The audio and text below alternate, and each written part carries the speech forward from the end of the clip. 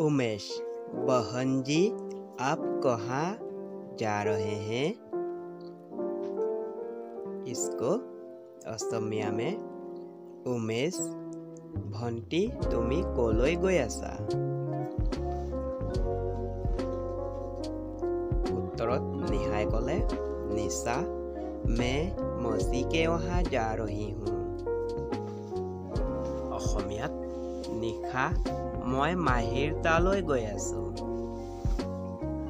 তোমালোকে শব্দ অৰ্থবোৰ জানি লবা। মাহী মানে হিন্দীত মচি বুলি কোৱা হয়। उमेश, आपकी हाथ में क्या है? उमेश, তোমাৰ হাতত কি আছে বা কি হয়? তাৰ उत्तरत निशा ने बोला मौसी के लिए थोड़ी सी मिठाई ले जा रही हूँ। मौसी के लिए थोड़ी सी मिठाई ले जा रही हूँ। इसका मतलब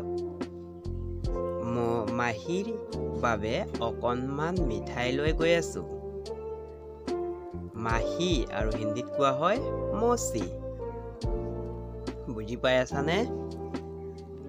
उमेश, ओ अच्छा तुम्हारी मौसी की घर यहाँ पे है?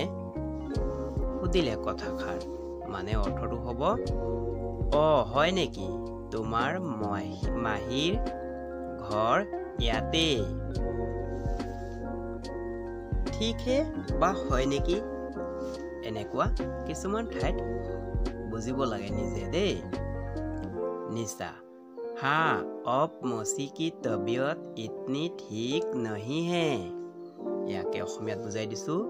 নিহা, এতিয়া মাহীৰ গা ইমান ভাল নহয়।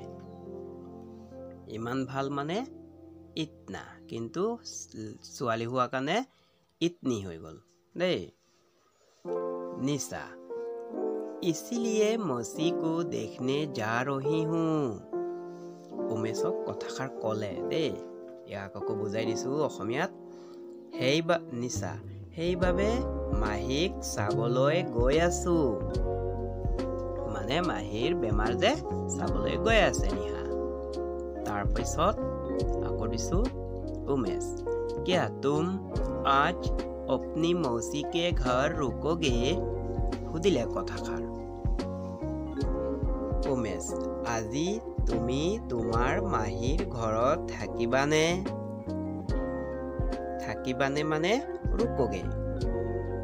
रुकोगी দেই। ছোৱালী যে रुकोगी। নিশা, पता नहीं মানে তাই ঠিক কোৱা নাই দেই। নিশাই কি ক'লে নাজানো। আমি কওঁ নহয় নাজানো ঠিক নাই। তাৰপিছত उमेश, ठीक है अब तुम जाओ और याद रखना एग्जाम आ ही गए। मतलब क्या होगा आसामीज में ठीक আছে এতিয়া তুমি যোৱা কিন্তু মনত ৰাখিবা পৰীক্ষা আহি পালেই। আহি পালেই মানে আহি गए। मतलब एग्जाम आ गया ना, इसलिए उमेश ने निशा को समझाया कि ज़्यादा देर मत करना, मौसी के वहाँ एग्जाम आ गया है, पढ़ना होगा ना, इसीलिए। ठीक है, इसके बाद दे रहा हूँ घर के बाई ओर 2 केला के पेड़ था। मतलब असमिया में घৰৰ বাওঁফালে 2টা কলগছ আছিল। বাই ওৰ মানে বাওঁফালে, অসমীয়াত বাওঁফালে কোৱা হয়। আৰু কলগছ মানে কেলাকে पेड़। বুজিছানে তোমালোকে? इसके बाद फिर दिया हूँ और दाहिनी ओर एक नारियल का पेड़ था। मतलब असमिया में আৰু সোঁফালে এটা নাৰিকল গছ আছিল। দাহিনী ওৰ মানে সোঁফালে, দাহিনী মানে সোঁ। বুজিছানে? নাৰিয়ল মানে নাৰিকল। এইবোৰ সৰু সৰু শব্দ অৰ্থৰ কাৰণে মই অন্য এটা ভিডিঅ' বনাই দিম। এতিয়া চোৱা কৰিছো। घर के सामने एक सुंदर सा फूलों की बगीचा था ইয়াৰ অসমীয়া অৰ্থ হ'ব ঘৰৰ সন্মুখত এটি ধুনীয়া ফুলৰ বাগিচা আছিল ফুল के बगीचा मतलब অসমীয়াত ফুলৰ বাগিচা বুলি কোৱা হয় मैं उस बगीचे में रोज सुबह जाता हूँ इसका मतलब असमिया में मैं সদায় পুৱা সেই বাগিচাত গৈ থাকো বুজি পাইছানে সদায় মানে रोज হিন্দীতে रोज মানে অসমীয়াত সদায় हमारे असम में से ही बहुत बगीचे हैं का मतलब असमिया में होगा আমাৰ অসমত এনেকুৱা বহুত বাগিচা আছে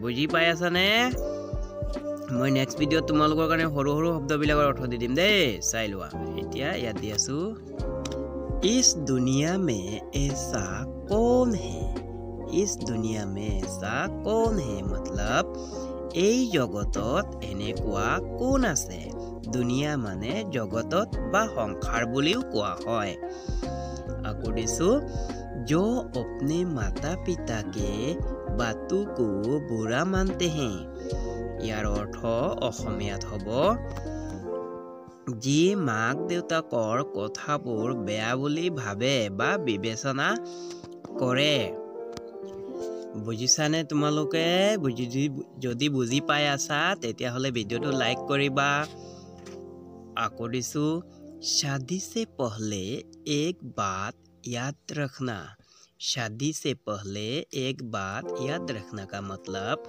বিয়াৰ আগতে এটা কথা মনত ৰাখিবা याद रखना মানে মনত ৰাখিবা দেই याद মানে মনত তাৰ পিছত আকৌ দিছো शादी के बाद अपने माँ बाप को कभी भी नहीं भूलना चाहिए মানে অসমীয়াত বিয়াৰ পাছতে নিজৰ মা দেউতাক কেতিয়াও পাহৰিব নালাগে ভুলনা মানে পাহৰিব অসমীয়াত चाहिए মানে লাগে কিন্তু নহি লগাই দিলো যে ইয়াত নেলাগে হৈ গল গতিকে আকৌ দিছো চোৱা आप लोग को मेरे वीडियो को देखकर कैसे लगता है आप लोगों को मेरे वीडियो को देखकर कैसे लगता है माने तुम्हालोकर मोर वीडियो चाइ केने लागे अगर अच्छा लगे तो कृपया वीडियो को एक लाइक कर देना যদি ভাল লাগে তেন্তে ভিডিওটো এটা লাইক কৰি দিবা বুজিছানে কথাখাৰ লাইক মানে লাইকে হয় ইংলিছত অৰ্থটো স্পেলিংটো অসমীয়াত দিলো হিন্দী দিলো দেই और अभी भी अगर सब्सक्राइब करके नहीं रखा है तो तुरंत कर लेना का मतलब असमिया में और যদি এতিয়ালৈকে সাবস্ক্রাইব কৰি ৰখা নাই তেন্তে সোনকালে কৰি লোৱা বুজিছানে তোমালোকে আজি ইমান দীঘল নকৰো মোক গাটো ভাল লাগা নাই আজি সোনকালে মই হেক কৰি দিছো তোমালোকৰ কাৰণে গতিকে তোমালোকে চেনেলটো সাবস্ক্ৰাইব কৰি ৰাখিবা লাইক কৰিবা দেই